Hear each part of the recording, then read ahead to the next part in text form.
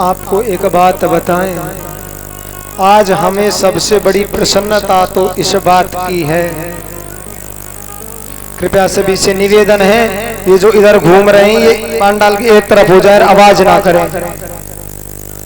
सभी शांति का परिचय दें और शांति से भगवान की कथा सुनें। आज हमें सबसे बड़ी खुशी की बात यह है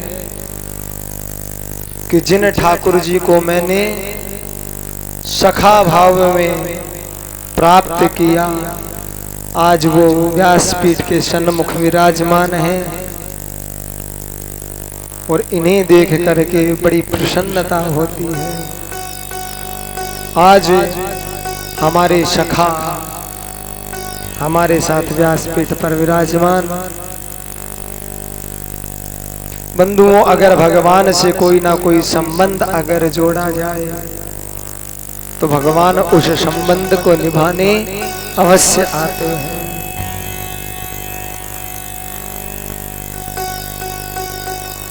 कोई ठाकुर जी को पुत्र रूप में प्राप्त करता है, कोई पति रूप में प्राप्त करता है।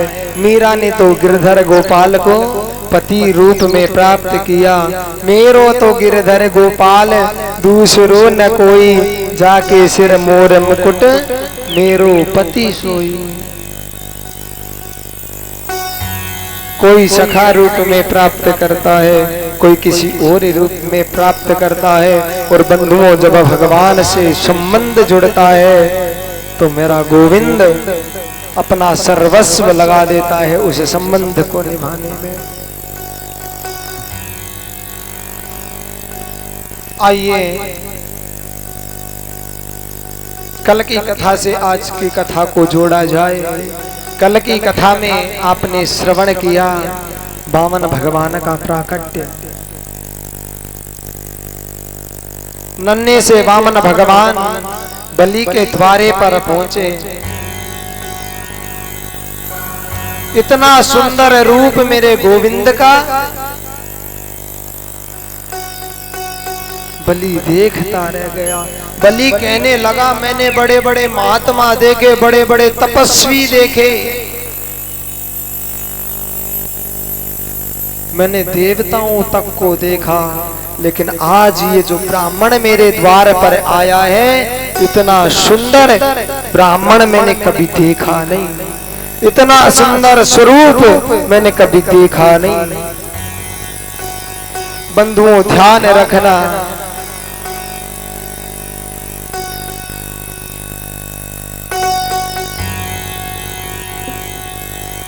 हजारों अप्सराएं एक इंद्र को मोहित कर लेती है।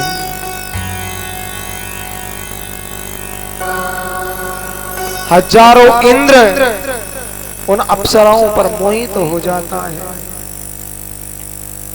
वो अप्सराएं कामदेव पर मोहित हो जाती हैं और हजारों कामदेव जब मेरे गोविंद के सामने आते हैं तो वो कामदेव भी मूर्छित होने लगते हैं कि भला इतना सुंदर भी कोई हो सकता है। जिनके रूप का वर्णन देवाधिदेव महादेव भी नहीं कर सकते।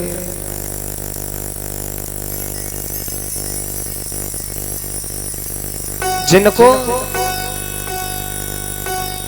महादेव भी ध्यान लगाते हैं ना, तो महादेव के ध्यान में भी मेरे गोविंद नहीं आते। और जब हम भगवान से संबंध जोड़ लेते हैं तो भगवान हमारे पास आते हैं। नारद शारद शेष दिनेश महेश के ध्यान न आते रहे। बंधुओं, भगवान प्रेम के पीछे भगते हैं। प्रबल प्रेम के बांधे पड़कर प्रभु को वचन निभाते देखा। अपना मान भले घट जाए, भक्त का मान बचाते देखा।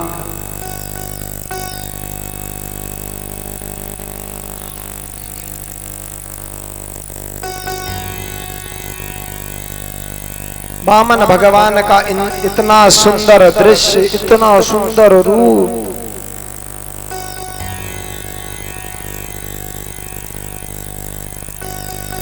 बलि ने देखा कि आज जैसे ऐसे लगता है कि करोड़ों सूर्य एक साथ उदय हो गए हों। बंधुओं, इस झांकी को आंख बंद करके अपने मन में बसा कर देखो। एक सूर्य पूरी पृथ्वी को चमका देता है, और जब करोड़ों सूर्य एक साथ उदय हो तो कितना प्रकाश होगा।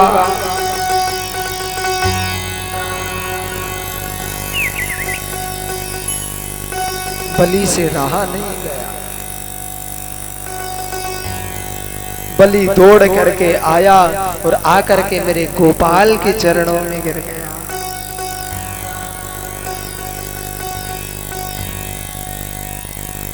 वामन भगवान कुछ बोले नहीं।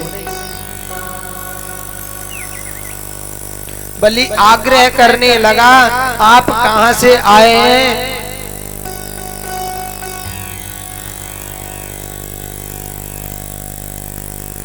कहां आपका स्थान कहां है? वामन भगवान बोले, भैया हम तो तपस्वी ब्राह्मण हैं, हमारे पास कोई स्थान तो होता नहीं है, जहां पर हमें लगे कि अब संध्या काल हो गई वहीं पर हम ठहर जाते हैं। बलि बोला, आज मेरा आपको कुछ देने का मन करता है, आज आप कुछ मांगो।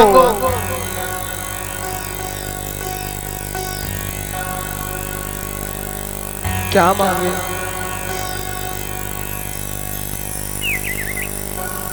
तुम कहो तो मैं तुम्हें सारा राज्य दे दूं। तुम कहो तो मैं तुम्हारा विवाह करवा दूं। अच्छा, फिर क्या होगा? बोले, एक सुंदर सी कन्या ढूंढूंगा, कोई देव कन्या को ढूंढ करके तुम्हारा संबंध कर दूंगा, तुम्हारा विवाह करवा दूंगा। फिर क्या होगा? फिर नन्हे नन्हे बाल गोपाल होंगे, तुम्हारे आंगन में किलकारियां उठेंगी। अच्छा, फिर क्या होगा?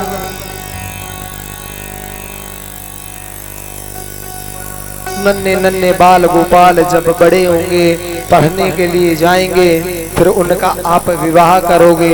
अच्छा, फिर क्या होगा?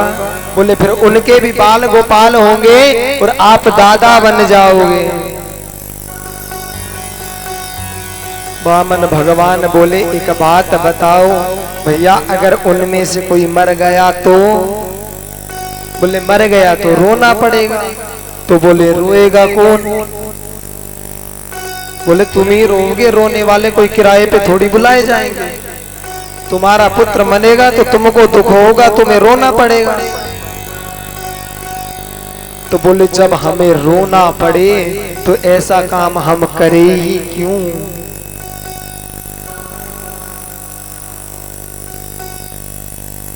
जिसमें हमें रोना पड़े वो काम हम क्यों करें?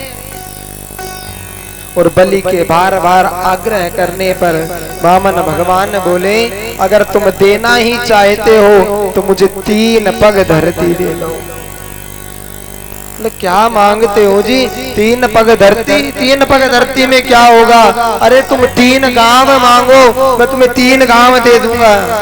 वामन भगवान बोले, भैया संतोषम परमम सुखम, हम संतोषी ब्राह्मण हैं, हमें जितने की आवश्यकता होती है हम उतना ही लेते हैं। अरे दुनिया सुनेगी तो क्या कहेगी कि इतना बड़ा त्रैलोक्य का राजा बलि, और दान में क्या दिया? 3 पग धरती। महाराज मेरी नाक कट जाएगी। बोले, कुछ भी हो भैया, हमें तो केवल 3 पग धरती चाहिए, और वो भी हम अपने ही पैर से नापेंगे, तुम्हारे से नहीं।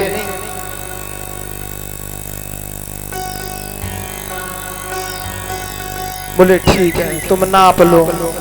वामन भगवान बोले, ऐसे नहीं नापते, हम ब्राह्मण हैं, हम तपस्वी हैं, हम जो भी लेते हैं संकल्प करके लेते हैं। दैत्यों के गुरु शुक्राचार्य जी ने अपने नेत्र बंद किए और नेत्र बंद करके मेरे गोविंद को देखा। दौड़ करके यज्ञशाला से बाहर आए, बोले अरे बलि ये छलिया है, ये विष्णु है।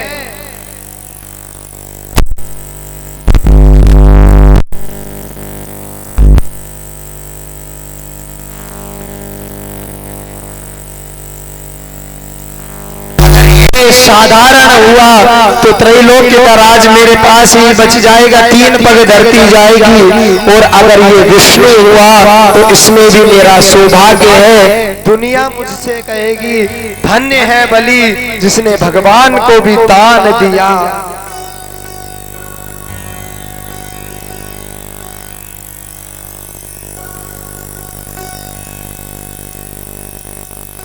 बार बार शुक्राचार्य मना करते हैं। बलि बोले आप मेरे गुरु हैं, दान पुण्य के मामले में आपको मुझे आगे करना चाहिए, और आज जब दान की बात होती है तो आप मुझे पीछे कर रहे हो। शुक्राचार्य जी ने दिमाग लगाया, अपनी बुद्धि को दौड़ाया और सूक्ष्म रूप लेकर के और कमंडल की नाल में जाकर के बैठ गया। वामन भगवान ने कमंडल से जल बलि के हाथ में डालने का प्रयास किया। बंधुओं, उसमें शुक्राचार्य जी बैठने के कारण वो जल बाहर नहीं आता। वामन भगवान ने कुशा तोड़ी, आसन में से कुशा निकाली और जैसे ही कमंडल में कुशा चलाई, दैत्य गुरु शुक्राचार्य जी की आंख में सीधा निशाना लगा और शुक्राचार्य जी निकल करके भगे। बोले बताओ, दे कोई और रहा है, ले कोई और रहा है, बे मतलब आंख हमारी चली गई। बोलिए भक्तवत्सल भगवान की।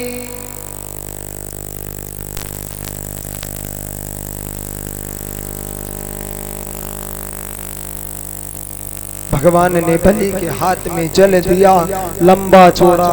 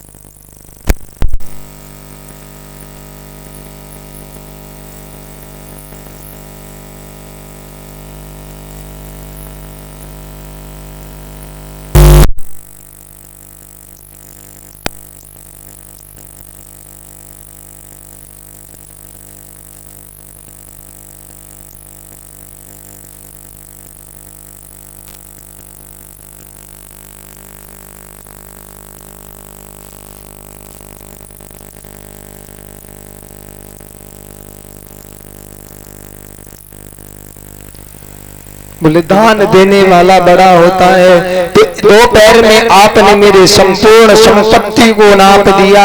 अब निवेदन ये है कि तीसरा चरण आप मेरे सर पर रख करके मुझे कृतार्थ करो। और बंधुओं, इस भाव को देख करके मेरे वामन भगवान ने तीसरा पैर बलि के सर पर रखा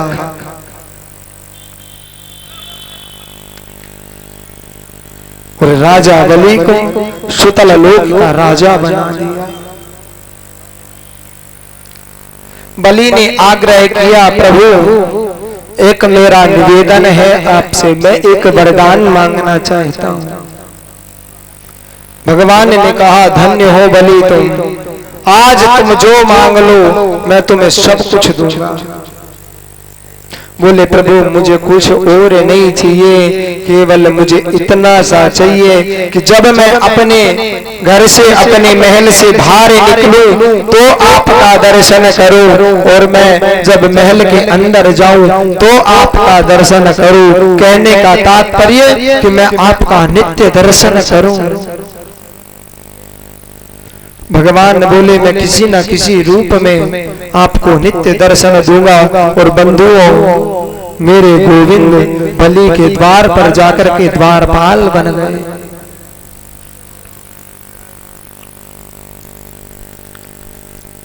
इधर से देव ऋषि नारद माता लक्ष्मी के पास में पहुंचे। माता लक्ष्मी ने नारद जी का स्वागत किया। नारद जी से पूछा कहाँ हैं भगवान? नारद जी बोले पति तुम्हारे हैं, तुम्हें ध्यान रखना चाहिए, और हमसे पूछते हो कहाँ है। चलो अब पूछ ही लिया तो हम तुम्हें बताते हैं कहाँ है। वो तो सुतल लोक में राजा बलि के द्वार पर द्वारपाल बने खड़े हैं, और अगर वो वहीं द्वारपाल बने रहे तो ये सृष्टि चलाना मुश्किल हो जाएगा।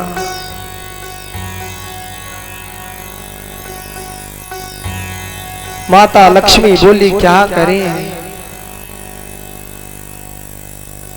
बोले तुम बलि की बहन बन करके जाओ, बलि के जा करके राखी बांधो, और उसके कलावा बांध करके उसे बंधन में बांधो, और बंधन में बांध करके जब तुम उसकी बहन बनोगी, और जब भाई की हाथ में भाई की कलाई में जब बहन राखी बांधती है तो भाई उसकी रक्षा का प्रण करता है, और जो बहन मांगती है वो भाई प्रदान करता है। जब तुमसे बलि कहे कि हम तुमसे प्रसन्न हैं, तुम मांगो क्या चाहिए, तो तुम सीधे एक ही बात कहना कि तुम्हारे द्वारपाल से हमारा विवाह करवा दो,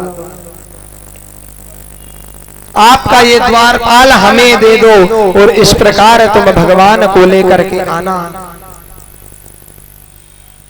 आज माता लक्ष्मी बलि के द्वार पर पहुंची,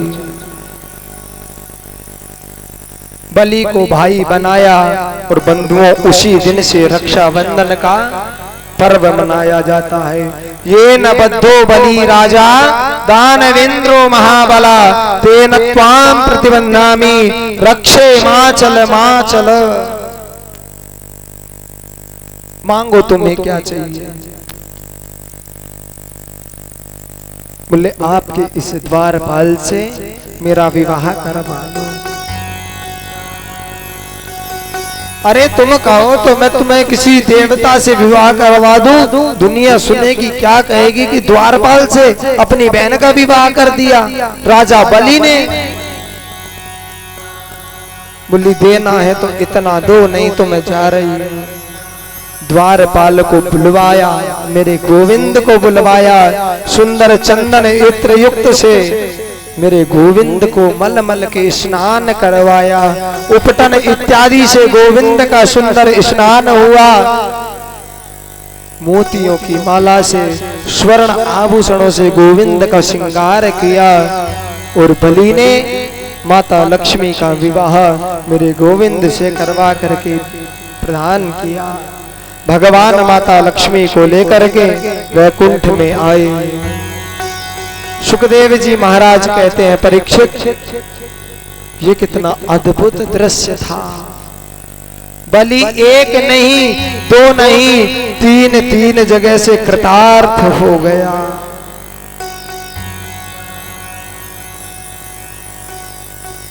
गोविंद ने संपूर्ण त्रैलोक्य देवताओं को प्रदान किया।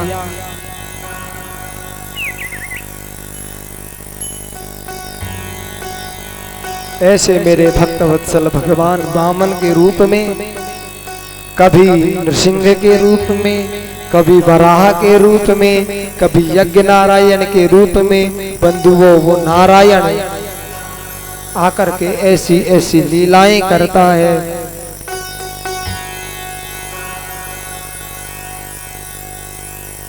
किसी ने ऐसा विचार किया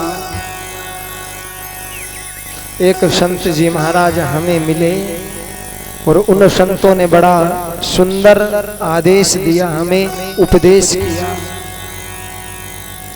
अगर भगवान को प्रसन्न करना है तो भगवान की लीला भगवान को सुनाओ, उन्हें बताओ गोविंद तुमने ये किया।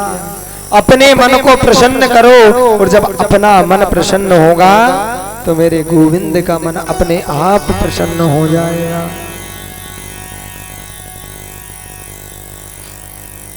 बंधुओं, मेरे भगवान का एक अवतार और हुआ जिसे हम मत्स्य अवतार के रूप में जानते हैं।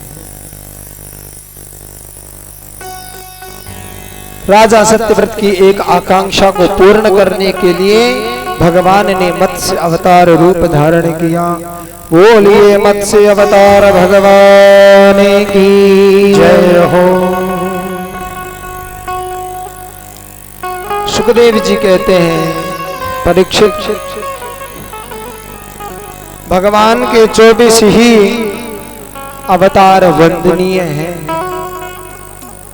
वैसे तो भगवान के अनंत अवतार हैं, और बाबा तुलसीदास जी ने रामचरितमानस में बड़ा सुंदर वर्णन भी किया। हरि अनंत हरि कथा अनंता, ये हरि अनंत है और इसकी कथाएं अनंत हैं। लेकिन जो वंदनीय अवतार हैं वो 24 अवतार हैं। लेकिन मानव चरित्र से सबसे ज्यादा 2 अवतार जुड़े हैं, एक मेरे राघव और दूसरे मेरे माधव। राम कृष्ण दो एक हैं, अंतर नहीं निमेष, इनके नयन गंभीर है, इनके चपल विशेष।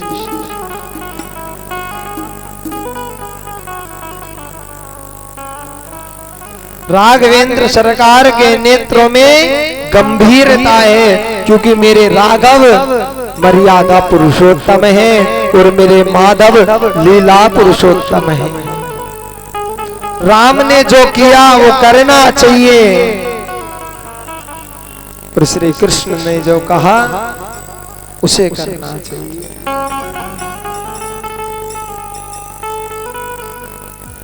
इसलिए परीक्षित, राम के चरित्र को अपने जीवन में उतारना बड़ा आवश्यक है। आप रामचरितमानस पढ़ो, इतना आनंद आता है, इतना मन लगता है रामचरितमानस पढ़ने में, राम जी का चरित्र पढ़ने में।